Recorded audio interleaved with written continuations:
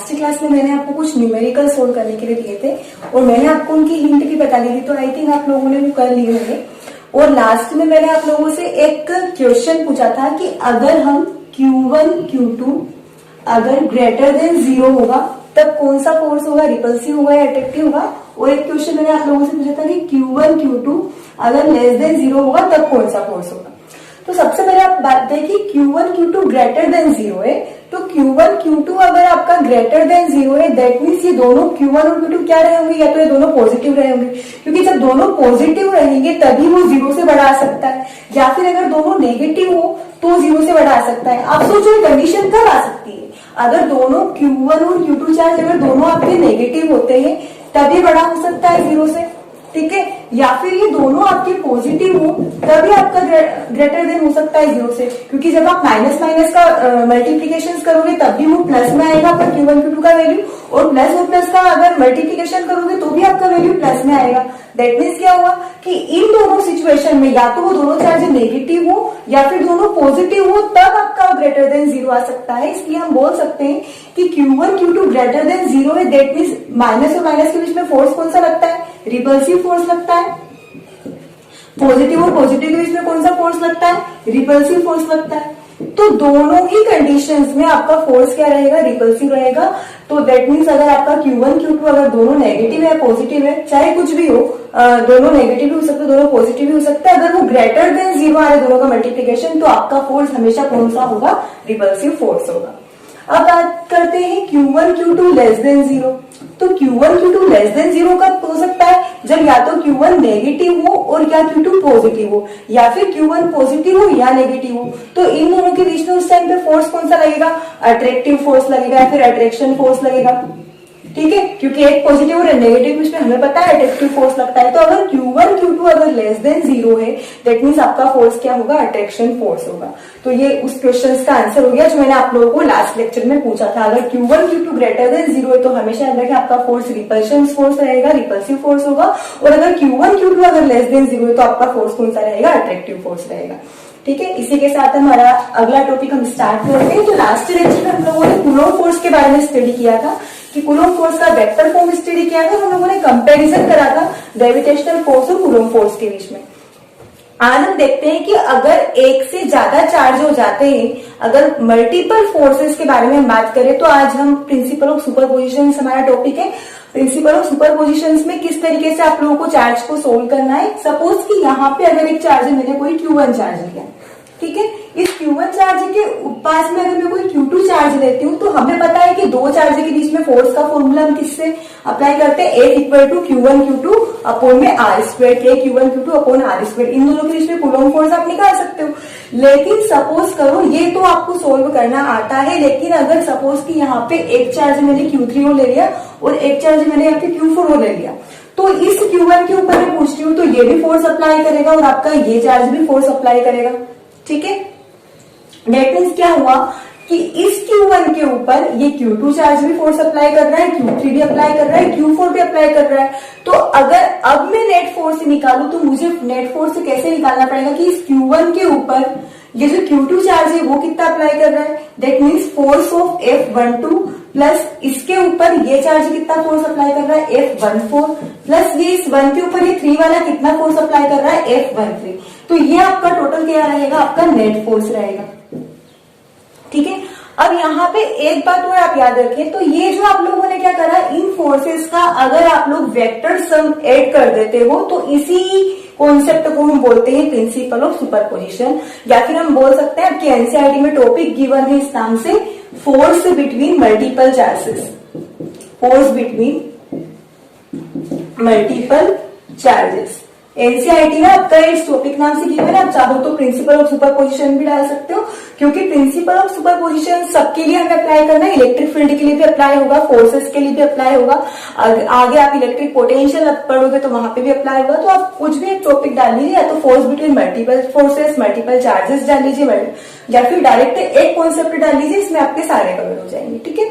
तो यहाँ पर यही है, एक बार फिर से देखें आप, अगर कोई चार्ज Q1 है, उसके ऊपर Q2, Q3, Q4 तीन तरीके के आपके ऊपर चार्ज है, तो अब क्या करना है आपको, Q1 के ऊपर इसका भी फोर्स निकालना पड़ेगा, आपको इसका भी निकालना पड़ेगा और आपको Q3 के लिए भी निकालना पड़ेगा। तो अब सबका अप्लाई करेंगे, नेट फोर्स अगर निकालेंगे तो हमें इस तरीके से इनका वेक्टर सम करना होगा।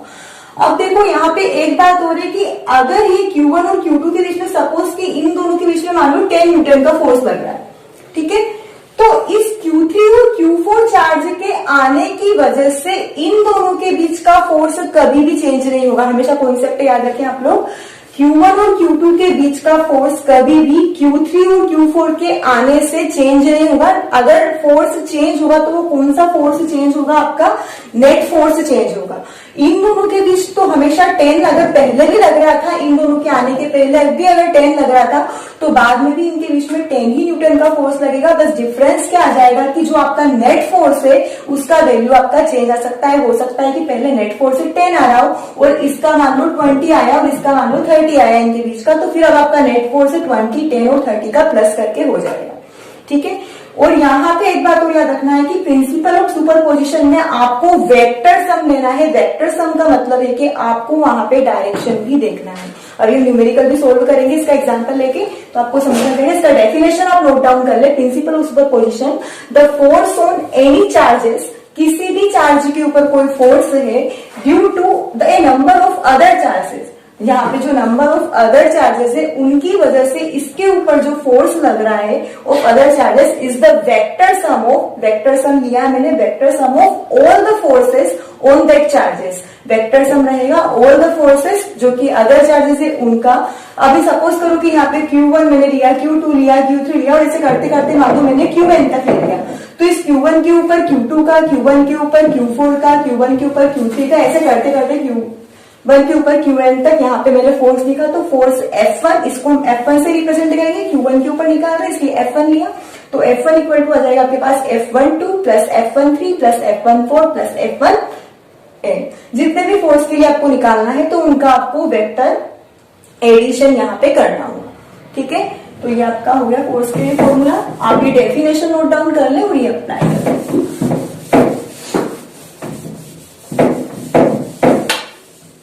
एक न्यूमेरिकल भी हम लोग सोल्व करते हैं, ठीक है।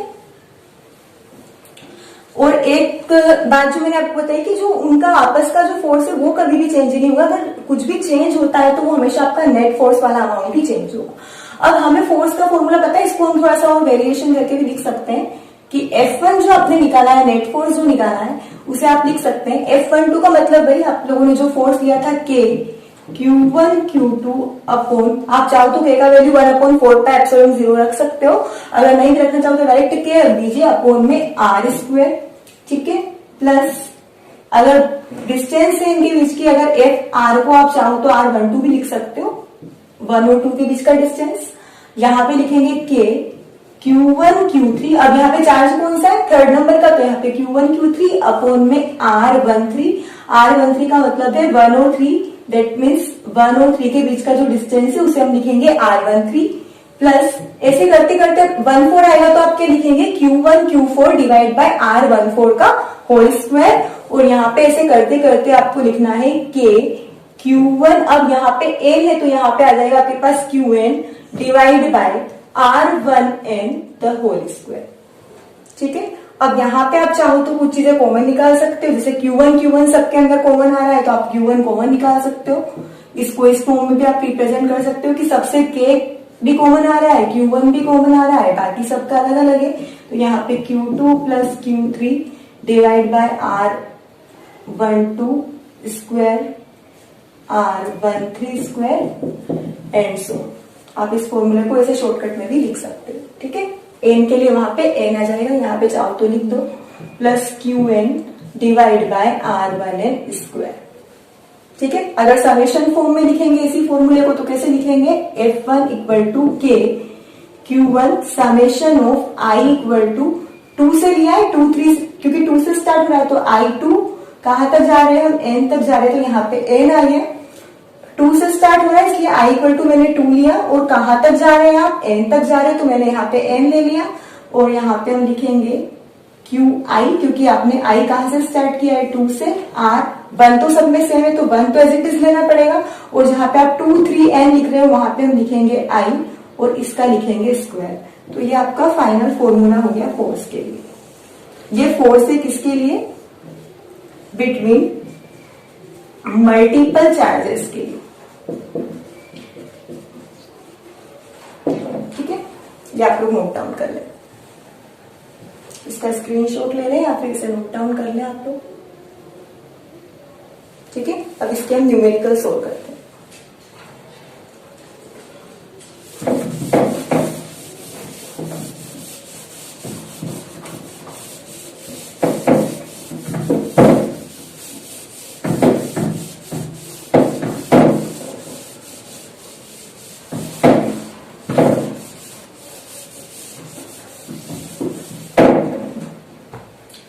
तो फर्स्ट न्यूमेरिकल लगा दें इसके लिए।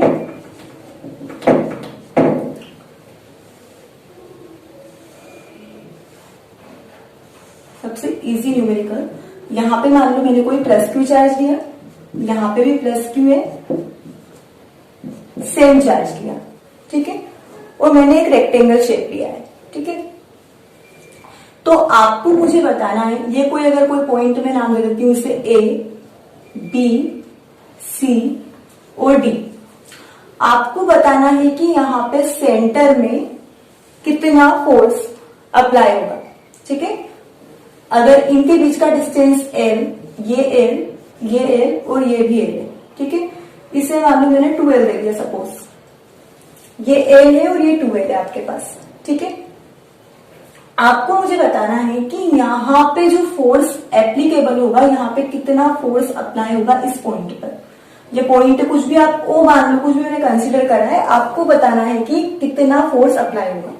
ठीक है, आप वीडियो को थोड़ा सा पॉज करके इसे सोल्व करने की कोशिश करें कि यहाँ पे फोर्स कितना बनेगा, थोड़ा माइंड से सोचिए।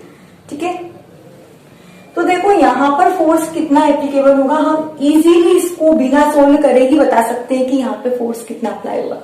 देखो क्या होगा कि हम किसी भी चार्ज के बीच का अगर फोर्स निकालते हैं, यहाँ पे एक मिनट, ये मान लो आपका कैपिटल क्यू चार्ज है। ठीक है, ये पॉइंट ओ है, इस पॉइंट का नाम मैंने ओ दे दिया और इसके ऊपर मान लो कोई कैपिटल क्यू चार्ज रखा है। तो जब भी हम किसी दो चार्ज के बीच का अगर फोर्स निकालते हैं तो हमें दो चीज की रिक्वायरमेंट होती है, एक तो वो चार्ज कितना है सामने वाले के पास, और दूसरी बात उनके बीच का डिस्टेंस कितना है। तो पहले तो हमें डिस्टेंस कैलकुलेट करेंगे। ठीक है, ये डिस्टेंस कैलकुलेट करेंगे इस चार्ज का, क्योंकि इस पॉइंट के ऊपर ये भी फोर्स लगाएगा, ये चार्ज भी फोर्स लगाएगा, ये चार्ज भी फोर्स लगाएगा और ये चार्ज भी फोर्स लगाएगा। ठीक है, तो ये चार्ज भी फोर्स लगा रहा है और ये चार्ज भी फोर्स लगा रहा है, तो सारे चार्ज अगर फोर्स लगाएंगे तो ये सबका मिलाकर यहाँ पे आपको फोर्स बताना है। अब देखो जितना डिस्टेंस यहाँ का है उतना डिस्टेंस यहाँ का है, और जितना डिस्टेंस यहाँ का है उतना ही डिस्टेंस इसके यहाँ का है। ठीक है, तो ये वाला पॉजिटिव चार्ज इसको इधर से रिपल्सिव करेगा, ये इसको इधर रिपल करेगा, तो ये भी पॉजिटिव चार्ज है, ये इसको इधर रिपल करेगा, ये इसको इधर रिपल करेगा। ठीक है, तो ये जो फोर्स रहेंगे ये इसको इधर ले जाएगा, ये इसको इधर ले जाएगा, ये इसको इधर ले जाएगा, ये इसको इधर ले जाएगा, तो ये फोर्स आपस में क्या हो जाएंगे, कैंसिल आउट हो जाएंगे और आपका यहाँ पे फोर्स कितना आ जाएगा, 0 आ जाएगा। ठीक है, तो यहाँ पे इस तरीके से, ये तो जनरल न्यूमेरिकल था किसका। तो डायरेक्ट अगर कोई भी अगर सिमेट्री अगर एक जैसी हो तो हमेशा याद रखें कि चाहे वो आपका स्क्वायर शेप हो, चाहे कोई भी ट्राइंगल शेप हो, और चाहे कोई सर्कल हो, अगर आपसे हमेशा सेंटर में अगर वो कुछ चीज पूछता है, सेंटर में इलेक्ट्रिक फील्ड पूछता है, सेंटर में इलेक्ट्रिक फोर्स पूछता है आप लोगों से, तो सेंटर में हमेशा उसकी सिमेट्री अगर सेम है तो हमेशा वो 0 ही आएगा। ठीक है, तो वो आप बिना कैलकुलेट करके भी 1 मार्क्स में कभी पूछते हैं तो आप डायरेक्ट इसे बता सकते हैं। इसके अलावा हम एक न्यूमेरिकल और लेते हैं इसका लिए। तो एक ट्राइंगल लिया मान लो मैंने सपोज, इस ट्राइंगल का यहाँ वाला चार्ज है प्लस क्यू, ये मैंने नाम दिया इसे ए बी सी, यहाँ वाला चार्ज भी मैंने प्लस क्यू लिया और यहाँ वाला चार्ज भी मैंने प्लस क्यू लिया। ठीक है, अब आपको मुझे बताना है कि यहाँ पर इस पॉइंट सी पर, ठीक है, इस पॉइंट सी पर कितना फोर्स अप्लाई होगा, आपको बताना है what is the amount of force on the C, C पे कितना फोर्स एप्लीकेबल होगा। तो हम कैसे निकालेंगे, इनके बीच का डिस्टेंस मान लो कुछ ले लिया मैंने, एल ले लिया, ये एल डिस्टेंस है, एनसीईआरटी का ही क्वेश्चन है। ठीक है, इनका के बीच का डिस्टेंस जो है वो एल एल है, आपको बताना है कि सी पर कितना फोर्स अप्लाई हो रहा है। तो देखो ये पॉजिटिव चार्ज है और ये भी पॉजिटिव है, ठीक है। तो सी के ऊपर ये वाला पॉजिटिव चार्ज है, ऐसे इसका जो फोर्स लगेगा वो इस डायरेक्शन में लगेगा, ठीक है। इस पॉजिटिव चार्ज का ये भी इसको रिपल करेगा, दोनों पॉजिटिव पॉजिटिव है तो ये भी रिपल्सिव फोर्स इस डायरेक्शन में लगेगा, ठीक है। अगर ये नेगेटिव होता तो इधर अट्रैक्ट करता, लेकिन अभी ये दोनों पॉजिटिव चार्ज है तो इसका फोर्स इस डायरेक्शन में लगेगा, रिपल्स करेगा। ये भी पॉजिटिव है, ये भी पॉजिटिव है तो ये भी इसको रिपल्स करेगा, तो इसका फोर्स इस डायरेक्शन में लगेगा। अब हमें क्या इनके बीच का फोर्स निकालना है, तो इनके बीच का फोर्स, अब देखो ये एक इक्वेटोरियल ट्राइंगल दिख रहा है ना, क्योंकि एल एल एल तीनों साइड इसकी इक्वल है। तो ये अगर इक्वेटोरियल ट्राइंगल है तो यहाँ पे ये जो एंगल है आपका कितने डिग्री का होगा, ये 60 डिग्री का एंगल होगा, ठीक है। यहाँ वाला जो एंगल है वो कितने का होगा, 60 का होगा। तो 10th क्लास में आप लोगों ने एक थ्योरम पढ़ी है, वहां पे यहाँ वाला एंगल और यहाँ वाला एंगल जो रहता है वो क्या होता है, सेम होता है, वर्टिकल अपोजिट एंगल है। अगर ये 60 है तो आपका ये भी क्या रहेगा, ऑब्वियसली 60 ही रहेगा, ठीक है। तो यहाँ वाला एंगल आपके पास 60 हो गया। अब हमें क्या करना है कि इस पॉइंट पर हमें फोर्स कैलकुलेट करना है कि यहाँ पे फोर्स कितना आएगा, ठीक है। तो मान लेते हैं कि यहाँ पे ये जो सी पॉइंट है इसकी वजह से ए भी फोर्स लगाएगा और बी भी फोर्स लगाएगा, तो यहाँ पे हम लिखते हैं F net equal to F, C के ऊपर कौन फोर्स लगा रहा है, ए भी लगा रहा है, प्लस एफ, सी के ऊपर कौन फोर्स लगा रहा है, बी भी लगा रहा है, ठीक है। तो देखो यहाँ पर जो फोर्स का फॉर्मूला हम अप्लाई करते हैं Q1 Q2, तो यहाँ पे भी Q है और यहाँ पे भी Q है। एक बात और याद रखें कि जब भी आप लोग यहाँ पे Q लेते हैं तो वो डायरेक्शन हम लोग ऑलरेडी ले चुके हैं, तो यहाँ पे अगर नेगेटिव पॉजिटिव जो भी आपको चार्ज दिया है वो आपको साइन के साथ नहीं लेना है। हमेशा याद रखें जब भी यहाँ पे आप Q1 Q2 जो भी चार्ज लेंगे वो आपको साइन के साथ नहीं लेना है, आपको विदाउट साइन लेना। अगर यहाँ पे कोई नेगेटिव चार्ज भी लेता तो भी मैं यहाँ पे उसे प्लस क्यू लेती है। ये बात आपको इलेक्ट्रिक फील्ड तक क्या रखना है, वहां तक आपको विदाउट साइन ही लेना है। सिर्फ एक टर्म ऐसी आती है पोटेंशियल एनर्जी के लिए जहां पे हम चार्ज को साइन के साथ लेते हैं, अदरवाइज आपको चार्ज यहाँ पे साइन के साथ नहीं लेना है, फोर्स के लिए नहीं लेना है, क्योंकि हम ऑलरेडी डायरेक्शन यहाँ पे निकाल चुके हैं, ठीक है। तो अगर हम सीए की बात कर रहे हैं तो यहाँ पे देखो Q1 Q2 अपॉन में आर स्क्वायर, आर मतलब यहाँ पे एल है डिस्टेंस, तो ये हो गया एल स्क्वायर, प्लस इस सी का बी की वजह से जो फोर्स लग रहा है तो यहाँ पे भी डिस्टेंस एल है, तो यहाँ पे भी के, Q1 मतलब ये, Q2 मतलब ये, डिवाइड बाय आर स्क्वायर मतलब इनके बीच का डिस्टेंस कितना है, एल स्क्वायर, ठीक है। ये इनका फोर्स हो गया।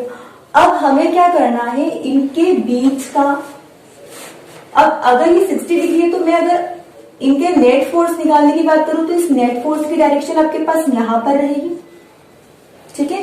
क्योंकि वेक्टर्स में आप लोगों ने इतना पढ़ा होगा कि अगर दो फोर्स आपके पास, एक फोर्स अगर इस डायरेक्शन में और एक फोर्स अगर इस डायरेक्शन में, तो इनके बीच का जो नेट फोर्स रहता है वो इनका सेंटर में आता है। पैरेललोग्राम लगाकर हम अप्लाई करते हैं तो इनका नेट फोर्स आपका बीच में आता है, और उस फोर्स का, ये F1 है और ये F2 है तो इनका नेट फोर्स बीच में आता है। और इस फोर्स का वैल्यू आप ऐसे निकालते हो, F equal to √ F1 square plus F2 square plus 2F1 F2 into cos theta. इस तरीके से आप इनके बीच का नेट फोर्स निकालते हैं। तो बस हमें ये नेट फोर्स इनका निकालना है, बाकी इनका जो वैल्यू है, अमाउंट है, वो तो इनका सेम ही आ रहा है, तो हम बाद में फाइनल पुट कर देंगे। दोनों का फोर्स सेम आ रहा है तो आप इसे मान लो F मान लिया आप लोगों ने, इसे भी आप F मान लो, तो टोटल इनका नेट फोर्स कितना आ रहा है आपके पास, 2F आ रहा है। अब हमें इस F की वैल्यू निकालना है कि इस F का कितना अमाउंट आएगा। तो F का फॉर्मूला ये है आपके पास, आपको इस फॉर्मूले के थ्रू ये वैल्यू निकालना है, ठीक है। तो हम यहाँ पे साइड में निकाल लेते हैं इसका वैल्यू, ठीक है।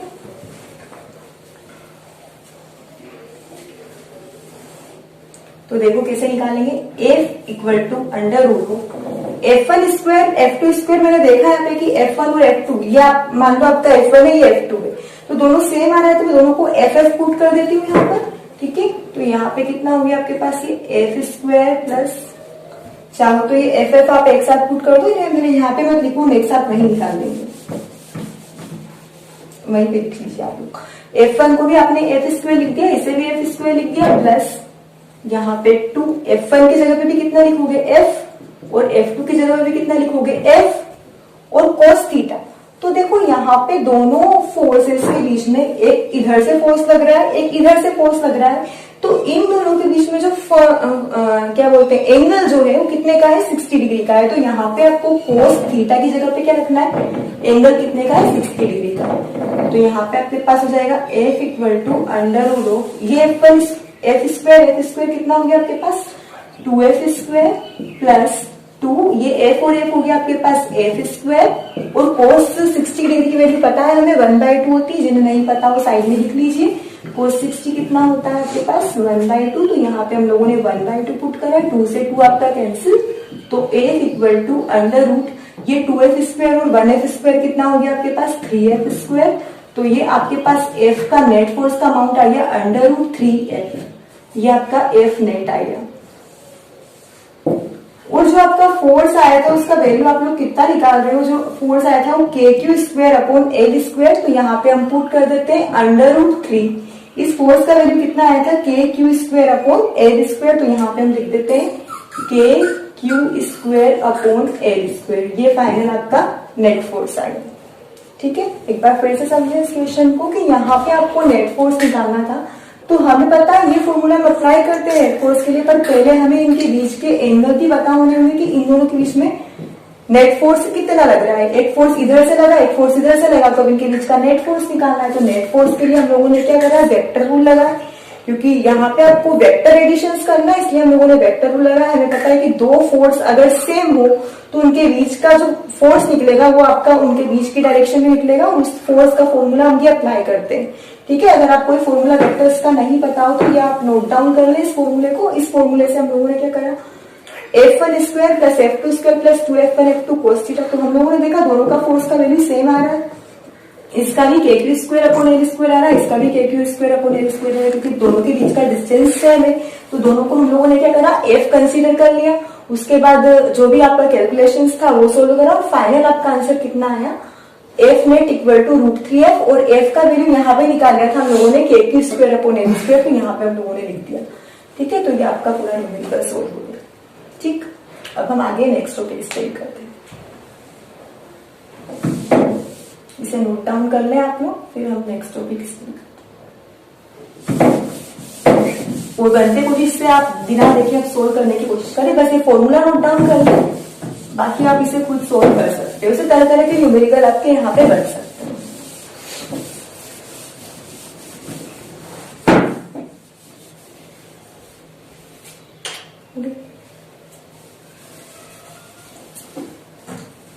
तो नेक्स्ट टॉपिक हम स्टडी करने जा रहे हैं परमिटिविटी। जब हमने कूलोम्स को स्टडी किया था तो वहां पे एक टर्म आई थी बीच में, परमिटिविटी। आप लोगों ने एप्सिलॉन जीरो वहां पे देखा होगा, तो जो एप्सिलॉन जीरो या फिर एप्सिलॉन नोट भी बोलते हैं उसे, तो उससे हम वो चीज क्या है, उसे हम कैसे डिनोट करते हैं, उसकी एसआई यूनिट वगैरह सारा अभी हम लोग स्टडी करेंगे। तो परमिटिविटी हम उसे बोलते हैं। परमिटिविटी क्या होता है, it is the measure of electric polarisability of A dielectric. आप लोग जब भी किसी दो चार्ज के बीच में फोर्स लगाते हो, सपोज कि आपके पास दो चार्ज है, मान लो एक चार्ज आपके पास Q1 है और एक चार्ज आपके पास Q2 है, आप इन दोनों चार्ज के बीच में फोर्स अप्लाई कर रहे हो, तो जब हम फोर्स अप्लाई करते हैं तो उस फोर्स का वैल्यू आप लोग लिखते हो 1/4πε0 Q1 Q2 upon R square. तो जो एप्सिलॉन है आपका, ये जो E से हमने डिनोट किया था, इसे ही हम परमिटिविटी बोलते हैं। जीरो इसलिए लगाया था क्योंकि हम लोगों ने इसे फ्री स्पेस के लिए निकाला था। तो यहाँ पे ये चीज होती क्या है वो हम समझते हैं। तो मैंने बताया था आपको पिछले वीडियो में भी, मैंने आपको बताया था कि ये जो परमिटिविटी रहता है किसी मीडियम की प्रॉपर्टी होता है, कि जिसकी वजह से जितना फोर्स अप्लाई होने वाला रहता है उस फोर्स की वैल्यू को या तो ये डिक्रीज कर देता है या इंक्रीज कर देता है। जितना फोर्स लगने वाला रहता है उतना फोर्स वहां पे अप्लाई नहीं होता। तो क्या होता है कि जब हम डिफरेंट मीडियम की परमिटिविटी अगर निकालते हैं, तो परमिटिविटी क्या होता है, ये एक मेजरमेंट होता है जो कि आपको इलेक्ट्रिक पोलराइजेबिलिटी को बताता है कि वहां पे आपकी जो मीडियम, सपोज कि यहाँ पे परमिटिविटी, देखो नाम से क्लियर है, परमिटिविटी ये इसकी खुद की फील्ड परमिट कर रहा है, ताकि काम क्या करता है कि सपोज यहाँ पे दो चार्ज Q1 और Q2 है, ठीक है। अब आपने इन्हें मान लो स्पेस में रख दिया। परमिटिविटी किसी मीडियम की होती है, जैसे कि आप डिफरेंट मीडियम, अभी चार्ज आप लोगों ने मान लो दो चार्ज लिए, तो आप उन दोनों चार्ज को कहीं पे भी रख सकते हो। आप उन्हें ग्लास के ऊपर भी रख सकते हो, आप उन्हें एयर में रख सकते हो, आप उन्हें वैक्यूम में रख सकते हो, आप उन्हें वाटर में रख सकते हो। तो ये आपके ऊपर डिपेंड करता है। तो मान लो कि अगर आप लोगों ने इन्हें कहीं फ्री स्पेस में रखें, तो यहाँ पे मान लो आपने मीडियम लिया है, फ्री स्पेस लिया है, ठीक है। तो इस फ्री स्पेस में जो इस फ्री स्पेस की जो आप लोगों ने मीडियम लिया है, उसकी जो भी इलेक्ट्रिक फील्ड रहेगी, उसकी खुद की जो ओन इलेक्ट्रिक फील्ड रहेगी, वो इन दोनों की इलेक्ट्रिक फील्ड को क्या करेगी, डिक्रीज करने की कोशिश करेगी। किसी भी मीडियम की इलेक्ट्रिक फील्ड किसी भी मीडियम की जो परमिटिविटी रहती है वो जितनी ज्यादा होगी, हमेशा याद रखना, किसी भी मीडियम की परमिटिविटी जितनी ज्यादा होगी उनका फोर्स उतना ही कम होगा। हमेशा आपका किसी भी मीडियम का फोर्स जो रहेगा वो हमेशा उसकी परमिटिविटी के इनवर्सली प्रोपोर्शनल होगा, ठीक है। तो जब भी आपको अगर आपकी परमिटिविटी ज्यादा है किसी मीडियम की, तो उनके बीच में फोर्स कम लगेगा। तो हम ऐसा देखा गया साइंटिस्ट लोगों ने रिसर्च करके कि जो ग्लास और जितने भी मीडियम्स रहते हैं, वो डिफरेंट मीडियम जो रहते हैं, जैसे ग्लास है, आपका वाटर है, उनके बीच की जो परमिटिविटी रहती है काफी ज्यादा होती है। तो ज्यादा होने से फोर्स बहुत कम अप्लाई होता है, क्योंकि फोर्स इनवर्सली होता है। तो हम अधिकतर वही परमिटिविटी मेजर करते हैं जो आपकी कम हो, ताकि फोर्स ज्यादा अप्लाई हो। तो सबसे कम परमिटिविटी हम देखते हैं कि या तो वो एयर की हो सकती है, वैक्यूम की हो सकती है, जो कि आपके पास होती है 8.854 into 10⁻⁻12 coulomb square plus newton metre square. सबसे कम परमिटिविटी एयर या फ्री स्पेस की होती है। इसीलिए हम लोग, आप जो कूलम्ब फोर्स पढ़ते हो, क्योंकि उसमें आपको फोर्स ज्यादा रिक्वायरमेंट होती है, ज्यादा फोर्स तभी अप्लाई हुआ जब आपकी परमिटिविटी क्या हो, कम हो। तो यहाँ पे आपकी परमिटिविटी कम है, तो ज्यादा फोर्स निकालने के लिए हम लोग हमेशा उसे एप्सिलॉन 0 लिखते हैं। अगर वो किसी मीडियम की होती तो हम उसे एप्सिलॉन m लिखते हैं, ठीक है। तो यहाँ पे एप्सिलॉन 0 हम इसीलिए लिखते हैं क्योंकि हम लोगों ने सबसे कम जिस चीज की परमिटिविटी होती है वही मीडियम हम लोगों ने लिया है। दैट मीन्स आपके जितने भी न्यूमेरिकल है, जितने भी कूलम्ब फोर्स के न्यूमेरिकल कर रहे हो, किसके लिए कर रहे हो आप, फ्री स्पेस या वैक्यूम के लिए कर रहे हो। वैक्यूम या फ्री स्पेस के लिए परमिटिविटी आपकी इतनी होती है। तो मैंने यहाँ पे लिख दिया परमिट्स इट्स ओन फील्ड, ठीक है। जो परमिटिविटी रहती है वो अपनी खुद की फील्ड परमिट करती है, किसको डिक्रीज करने के लिए, इलेक्ट्रिक फील्ड बिटवीन चार्जेस। जो इलेक्ट्रिक फील्ड चार्जेस के बीच में लग रही है, जो उनके बीच में इंटरेक्शन फोर्स, जो इंटरेक्शन फील्ड लग रही है, उनको डिक्रीज करेगी, ताकि क्या होगा, वहां पे फोर्स ज्यादा लगता है, ठीक है। इफ परमिबिलिटी लेस, अगर किसी भी चीज की परमिटिविटी अगर लेस होती है तो वहां पे फोर्स उतना ही ग्रेटर होता है, ठीक है। हमेशा याद रखिए किसी भी मीडियम की परमिटिविटी को हम लिखेंगे एप्सिलॉन m। किसी भी मीडियम की परमिटिविटी हमेशा लेस देन होगी उसकी मीडियम की किसी भी मीडियम की परमिटिविटी उसकी मीडियम, ये वाला जो आपने लिया एयर का, उससे हमेशा मीडियम की परमिटिविटी ग्रेटर देन होगी हमेशा। तो इसका जो फोर्स है किसी भी मीडियम का वो हमेशा लेस देन हो जाएगा इन कंपैरिजन टू एयर या वैक्यूम में फोर्स। और हमें फोर्स कैसा चाहिए, ग्रेटर चाहिए। इसीलिए यही रीजन है कि हम ये जो परमिटिविटी लेते हैं वो हमेशा लेस लेते हैं, क्योंकि किसी भी मीडियम की परमिटिविटी एयर या वैक्यूम की कंपैरिजन में हमेशा ग्रेटर होती है। इसीलिए किसी भी मीडियम का जो फोर्स है वो हमेशा लेस देन रहेगा किसके, जो आप लोगों ने वैक्यूम में लिया। इसीलिए हम लोग जितने भी न्यूमेरिकल लगाते हैं वो सब वैक्यूम के लिए लगाते हैं, यही रीजन है, ठीक है। तो ये आपका परमिटिविटी हो गया। आप इसे नोट डाउन कर ले, इसका एक पॉइंट यहाँ पे लिखे, मैंने एक पॉइंट यहाँ पे लिख दिया। ऐसा unit coulomb square plus newton metre square भी होती है। एक फेराड पर मीटर स्क्वायर होती है, फेराड है आपका स्मॉल f, फेराड पर मीटर स्क्वायर भी होती है। ये आप सेकेंड चैप्टर में पढ़ोगे ये यूनिट कहाँ से निकल के आती है और ये कैसे निकली थी वो तो मैंने आपको पिछले वीडियो में बता दिया था, ठीक है। ये नोट डाउन कर ले आप लोग, इसकी डेफिनेशन वगैरह। अभी इसका हम और न्यूमेरिकल के थ्रू इसे फिल करते हैं कि कितना होता है इसका वैल्यू। नोट डाउन कर ले आप लोग, ठीक है। आगे लर्न करते हैं। ये तो आपका परमिटिविटी हो गया। एक टर्म हो जाता है आपका रिलेटिव परमिटिविटी, है ना। तो परमिटिविटी हो गया। अभी हम देखते हैं, फील करते हैं पूरा कि परमिटिविटी एक्चुअल में होता क्या है। रिलेटिव परमिटिविटी कहां से, कॉन्सेप्ट कहां से आया इस चीज का, वो भी हम देखते हैं।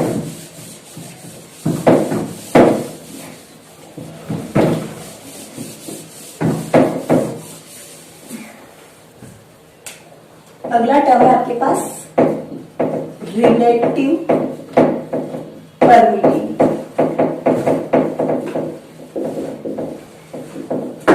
रिलेटिव परमिटिविटी, जैसे कि आप लोगों ने 10th क्लास में आप लोग दो चीजें पढ़ते हो, एक एब्सोल्यूट रिफ्रैक्टिव इंडेक्स पढ़ते हो और एक आप रिलेटिव रिफ्रैक्टिव इंडेक्स पढ़ते हो।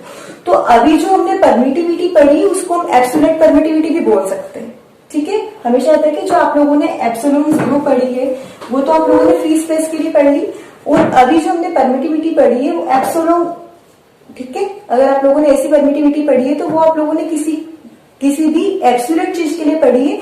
एक चीज होती है आपकी रिलेटिव, जैसे कि आप लोग रिफ्रैक्टिव इंडेक्स भी दो तरीके से आप लोगों ने एन से डिनोट किया था 10th क्लास में रिफ्रैक्टिव इंडेक्स को। तो एक तो रिफ्रैक्टिव इंडेक्स नॉर्मल चीज के लिए पढ़ते थे एब्सोल्यूट के लिए, और एक हम रिलेटिव रिफ्रैक्टिव इंडेक्स पढ़ते थे एनआर, ठीक है। तो यहाँ पर भी आपको दो तरीके की परमिटिविटी पढ़नी है। एक आप लोगों ने कौन सी परमिटिविटी पढ़ी है, डायरेक्ट किसी मीडियम के लिए, और यहाँ पे हम रिलेट, किसी भी चीज को रिलेट कर रहे हैं, रिलेशन निकाल रहे हैं दो परमिटिविटी के बीच में। जैसे किसी भी, इसको हम डिनोट करेंगे आर से, एप्सिलॉन आर, ठीक है। एप्सिलॉन के नीचे आप लोगों ने आर लगा दिया, ये आपको बताएगा relative permittivity is the ratio of the permittivity of medium to the permittivity of air और वैक्यूम, ठीक है। अगर आपको रिलेटिव परमिटिविटी निकालनी है तो relative permittivity is the ratio of the permittivity of medium, M for medium, medium कुछ भी हो सकता है, ग्लास, एयर, ठीक है, ग्लास हो सकता है, एक और मैंने आपको बताया था वाटर हो सकता है, ठीक है, माइका हो सकता है, कुछ भी मीडियम जिस भी के अंदर आपने रखा है वो हो सकता है यहाँ पे, divide by epsilon permittivity of free space, जो कि आपका फिक्स है 8.85 इंटू 10 टू द पावर, जो भी आपका वो यहाँ पे रखना है आपको। तो relative permittivity is the ratio of the permittivity of the medium to the permittivity of free space. तो रिलेटिव परमिटिविटी एक्चुअली मैं आपको बता क्या रहा है, अगर मैं आप लोगों को बोल देती हूँ कि किसी भी चीज की मान लो वाटर की रिलेटिव परमिटिविटी मैंने बता दी आपको, मान लो 9 है, ठीक है, मैंने बोला वाटर की रिलेटिव परमिटिविटी 9 है, तो यहाँ पे आप क्या रखोगे, 9 रखोगे, इक्वल टू यहाँ पे मीडियम आप लोगों ने क्या लिया है, वाटर लिया है, ठीक है। दैट मीन्स यहाँ पे आपकी वाटर मीडियम है, तो ये मीडियम मैंने वाटर रख दिया, और आपका एप्सिलॉन जीरो तो फिक्स है, तो दैट मीन्स यहाँ पे आपको वाटर इक्वल टू कितना आएगा, 9 एप्सिलॉन जीरो। तो ये रिलेटिव परमिटिविटी आपको क्या मेजरमेंट करता है कि आपने जो एप्सिलॉन जीरो लिया है, जो फ्री स्पेस लिया है, उससे कितने टाइम ज्यादा आ रही है, ठीक है। रिलेटिव परमिटिविटी आपको वो मेजरमेंट दे रहा है कि जो आपका वाटर है, कोई भी मीडियम है, उसकी परमिटिविटी फ्री स्पेस की कंपैरिजन में कितनी ज्यादा आ रही है, वो आपको रिलेटिव परमिटिविटी मेजरमेंट करके देता है। यहाँ पे अगर रिलेटिव परमिटिविटी 9 है, इसका मतलब क्या हुआ, मैंने बोला वाटर की रिलेटिव परमिटिविटी 9 है, इसका मतलब हुआ कि जो वाटर की जो परमिटिविटी है वो फ्री स्पेस की परमिटिविटी से कितने टाइम्स ज्यादा है, 9 टाइम्स ज्यादा है, ठीक है। अगर मैं आपको बोलती हूं कि ग्लास है, ठीक है, ग्लास की रिलेटिव परमिटिविटी मैंने आपको बताया कि ग्लास की रिलेटिव परमिटिविटी मान लो 16 है, ठीक है। तो इसका मतलब क्या हुआ कि यहाँ पे आप 16 पुट करोगे, यहाँ पे ए मीडियम कौन सा आपका ग्लास, एप्सिलॉन जीरो, तो आपका medium of glass equal to आया एप्सिलॉन जीरो इंटू 16। इसका मतलब हुआ कि जो ग्लास है उसकी परमिटिविटी, जो फ्री स्पेस है उसकी परमिटिविटी से कितने टाइम्स आ गई, 16 टाइम आ गई। तो रिलेटिव परमिटिविटी वही मेजरमेंट देता है कि फ्री स्पेस की कंपैरिजन में आपकी मीडियम की परमिटिविटी कितने टाइम्स है, ठीक है। फिर से मैं बता रही हूँ, रिलेटिव परमिटिविटी आपको ये बताता है कि किसी भी मीडियम की परमिटिविटी फ्री स्पेस की कंपैरिजन में कितने टाइम्स, कितने गुना ज्यादा आ रही है, ठीक है। तो ये आपका रिलेटिव परमिटिविटी हो गया। तो इसके कुछ न्यूमेरिकल करते हैं, और न्यूमेरिकल लर्न करने से पहले ये तो एग्जाम्पल हो गया, इसका एक कॉन्सेप्ट और ले लें फोर्स के लिए, ये लिख दिया। अब अगर मैं आप लोगों को बोलूं कि आप फोर्स मुझे लिख के बताइए किसी मीडियम के लिए, तो आप उसे ऐसा लिखेंगे, ये के का वैल्यू यहां लिख देते हैं 1/4 पाई एप्सिलॉन। अब यहाँ पे मीडियम के लिए लिख रहे हैं तो 4 पाई एप्सिलॉन के नीचे हम एम लिखेंगे। यहाँ पे आप लोगों ने फोर्स किसके लिए लिखा, किसी मीडियम के लिए लिखा, तो यहाँ पे एप्सिलॉन के नीचे हम क्या लिखेंगे, एम लिखेंगे। वही बात अगर हम फोर्स किसी फ्री स्पेस के बारे में बात करें, F0, हमने हालांकि जो कूलॉम फोर्स पढ़ा है वो इस फ्री स्पेस के लिए पढ़ा है, क्योंकि सारा जो स्टडी है वो हमें फ्री स्पेस के लिए ही करना है। यहाँ पे 4 पाई, ये एप्सिलॉन मीडियम के लिए, तो यहाँ पे मैंने इसे स्पेस के लिए 0 लिख दिया। यहाँ पे हो गया आपके पास Q1 Q2 अपॉन R², ठीक है। दोनों को डिवाइड कर लेती हूं मैं, तो यहाँ पे Fm upon F0 equal to ये 1/4 से 1/4 आपका कैंसिल हो जाएगा, ठीक है। Q1 Q2 से Q1 Q2 कैंसिल, R² से आपका R² कैंसिल, ठीक है। यहाँ पे क्या बच रहा है आपके पास 1/ε, यहाँ पे क्या बच रहा है 1/ε0, ठीक है। रेसिप्रोकल करोगे तो Fm/F0 इक्वल टू ये क्या जाएगा आपके पास, ये रेसिप्रोकल हो जाएगा, ये ऊपर चला जाएगा और ये नीचे आ जाएगा, और इसी को आप क्या बोलते हो, एप्सिलॉन m/ε0 को आप एप्सिलॉन नॉट बोलते हो। तो यहाँ पे इसको आगे वेरिएशन करके लिखते हैं, इसे उल्टा कर दीजिए आप लोग, तो ये हो जाएगा आपके पास FO/Fm इक्वल टू εm/ε0, ठीक है, इक्वल टू इसी को हम क्या बोलते हैं, εm/ε0 को ही क्या बोलते हैं, एप्सिलॉन r बोलते हैं, जो कि आपका क्या है, रिलेटिव परमिटिविटी है। तो ये कॉन्सेप्ट आप याद रखिए, ये आपको बहुत काम में आने वाला है। डेरिवेशन मैंने कर दिया, आप डेरिवेशन नोट डाउन कर लें इसका, यहां से लेके यहां तक कैसे आया कॉन्सेप्ट, ठीक है। तो हम क्या देख रहे हैं कि किसी मीडियम की जो परमिटिविटी है उसका रेसिप्रोकल हो गया, यहाँ पे एयर वाला इसके लिए रेसिप्रोकल हो गया, ठीक है। दैट मीन्स एप्सिलॉन r आपका medium divide by free space, और अगर फोर्स की टर्म में बात करें तो force free space divide by force of medium, ये आपका फाइनल फॉर्मूला है, ठीक है। न्यूमेरिकल अगले जो मैं बताने वाली हूँ इसी कॉन्सेप्ट पे बेस्ड है, तो आप इसे नोट डाउन कर लें अच्छे से, ठीक है। वीडियो पॉज करके आप नोट डाउन कर लें, आगे हम लर्न करते हैं, न्यूमेरिकल स्टडी करते हैं इस कॉन्सेप्ट की। 1-2 न्यूमेरिकल मैं करवाऊंगी, फिर बाकी के आपको होमवर्क में सोल्व करना।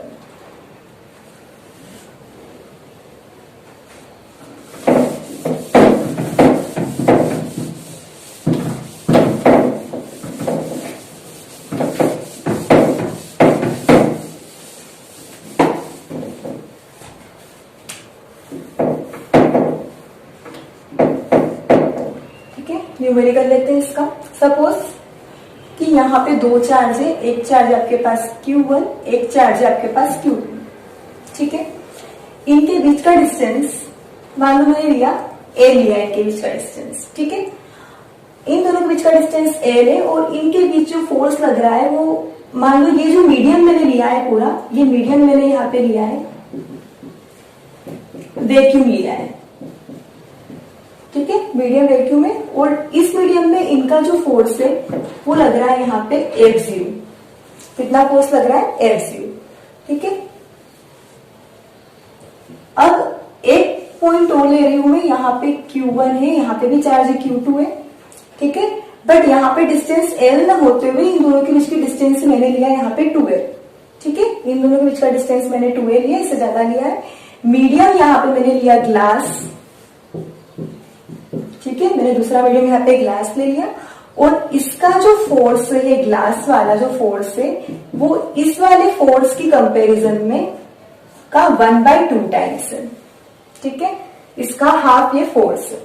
अब आपको बताना है कि इन दोनों मीडियम की जो रिलेटिव परमिटिविटी, इन दोनों मीडियम की आपस में रिलेटिव परमिटिविटी एप्सिलॉन r वो कितनी होगी, आपको मुझे बताना है, ठीक है। 2 चार्ज को मैंने डिफरेंट मीडियम में रखा, ठीक है। एक जगह मैंने डिस्टेंस L डिस्टेंस पर रखा, और एक बार मैंने इन्हें 2L डिस्टेंस पर रखा, ठीक है। एक बार इन्हीं 2 चार्ज सेम है, ठीक है, यहाँ पे भी Q1 Q2 है, यहाँ पे भी Q1 Q2 है। बट जब मैंने इसे वैक्यूम में रखा तब डिस्टेंस L लिया, फोर्स वहां पे F0 था इनके लिए, जो भी फोर्स का कुछ अमाउंट भी आप ले सकते हो, मैंने F0 फोर्स आया है इनका। जब मैंने इन्हें डिफरेंट मीडियम में रखा, मीडियम मैंने ग्लास लिया, तो इनके बीच की डिस्टेंस मैंने 2L ली, और Fg यहाँ पे आया आपके पास F0/2। आपको मुझे बताना है कि जब हम इन्हें डिफरेंट मीडियम में डिफरेंट डिस्टेंस पर रख रहे हैं, तब इनके बीच की, इन दोनों चार्जेस के बीच की जो रिलेटिव परमिटिविटी है एप्सिलॉन r, उसका अमाउंट कितना होगा, ठीक है। तो इसे सोल्व करते हैं, क्वेश्चन समझ में आ गया, ठीक है। अब हम इसे सोल्व करते हैं। तो देखो फर्स्ट केस के लिए ये मैं रफ कर रही हूँ, सेकेंड केस में थोड़ा यहाँ साइड में नोट डाउन कर दूंगी। सेकेंड में आपका डिस्टेंस 2L है, और फोर्स ऑफ ग्लास है आपका F0/2, ठीक है। सोल्व करते हैं। तो देखो हमें पता है कि जो रेशियो आप लोगों ने निकाला था F0 bye Fm equal to आप लोगों ने लिखा था epsilon m upon epsilon 0 equal to आपके पास आया था एप्सिलॉन r। ये आपके पास पूरा फॉर्मूला है, ठीक है। इसको ही लेके आपको सॉल्व करना है। तो हमें पता है कि F0 फोर्स कैसे लिखेंगे, K Q1 Q2 अपॉन में r², ठीक है। इसके लिए तो जब आप मीडियम वैक्यूम रख रहे हो, जब आप F0 निकाल रहे हो तो मीडियम वैक्यूम रख रहे हो, तो यहाँ पे डिस्टेंस कितना है दोनों के बीच का, L है। तो यहाँ पे R की जगह पे क्या पुट करोगे आप, L पुट करोगे। Q1 Q2 तो सेम है, ठीक है। उसके बाद यहाँ पर हम डिवाइड करते हैं FM के लिए भी वही formula, K Q1 Q2 upon में r²। अब यहाँ पे डिस्टेंस सेकेंड वाले में कितना आ रहा है आपके पास, 12 आ रहा है, तो यहाँ पे 12 लिखेंगे, 12 का स्क्वायर करेंगे। 12 का स्क्वायर डायरेक्ट मैं यहाँ पे कर देती हूँ, 2 2 4l², ठीक है। और आपको किससे काम है, इसकी रिलेटिव परमिटिविटी से काम है, तो हम इसे एप्सिलॉन r लिख देते हैं। इसका कोई रोल नहीं क्योंकि ये आपको कुछ भी गिवन नहीं है, तो हम इसे स्किप करके डायरेक्ट ये फॉर्मूला लिख देते हैं, ठीक है। अब देखो Q1 Q2 K Q1 Q2 आपका कैंसिल हो चुका है, ठीक है। ये कितना है आपके पास, ये रेसिप्रोकल हो जाएगा, तो 4l² upon l² equal to epsilon r आ गया आपके पास। l² से l² आपके पास कैंसिल हो गया, तो आपके पास एप्सिलॉन r रिलेटिव परमिटिविटी कितनी है आपके पास, 4 है। आ गया क्वेश्चन निकल कर। तो ये आपका न्यूमेरिकल इस तरीके से आपके रिलेटिव परमिटिविटी पे बेस्ड कुछ न्यूमेरिकल रहेंगे, ठीक है। तो ये आपका टॉपिक हो गया। अब हम जितने भी टॉपिक आज हम लोगों ने लर्न किए हैं, 2 टॉपिक आपके हो चुके हैं, तो इन दोनों टॉपिक के मैं आपको कुछ न्यूमेरिकल दे देती हूँ, ठीक है। ये नोट डाउन कर लिया, अदरवाइज आपको समझ में तो फिर आ ही गया होगा। पोस्ट कर लो।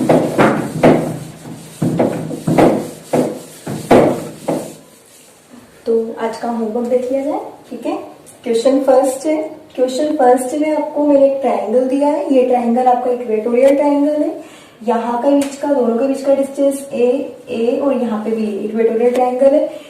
ऊपर मैंने नेगेटिव चार्ज है -q लिया है, यहाँ पे +q चार्ज है, यहाँ पे +q चार्ज है। आपको बताना है कि पॉइंट A पर, ये जो पॉइंट A है, A पर नेट फोर्स कितना है, ठीक है। What is the amount of net force at point A, ये आपको बताना है फर्स्ट क्वेश्चन में। सेकेंड क्वेश्चन मैंने आपको दिया है, अगर Q1 Q2 के बीच का डिस्टेंस अगर 2r है और एयर में इस मीडियम को अगर आपने रखा है, इन दोनों चार्ज को रखा है, तब फोर्स आपका F अप्लाई होता है। और जब हमने इन्हें वाटर में रखा और कितनी डिस्टेंस पर रखा, r/2 डिस्टेंस पर रखा, तब इसका जो वाटर का जो फोर्स है वो आपके पास आता है F/4। तब आपको बताना है कि रिलेटिव परमिटिविटी कितनी होगी इनके बीच की, ठीक है। सेकेंड क्वेश्चन ये हो गया। और थर्ड क्वेश्चन आपका ये है कि मैंने आपको फिर से एक ट्राइंगल दिया, ये ट्राइंगल भी आपका इक्वेटोरियल ट्राइंगल ही है। ABCD 4 पॉइंट है यहाँ पर, 1 2 3 4। आपको बताना है कि इस P पॉइंट पर फोर्स का अमाउंट, नेट फोर्स कितना होगा, नेट फोर्स ऑन P पर बताना है कि P पर नेट फोर्स कितना होगा। ये 3 क्वेश्चंस आपको सोल्व करना है और आई थिंक ये सोल्व हो ही जाएंगे, ठीक है। अभी आज जो बताया आप वो कॉन्सेप्ट लर्न कर इन्हें सोल्व करें।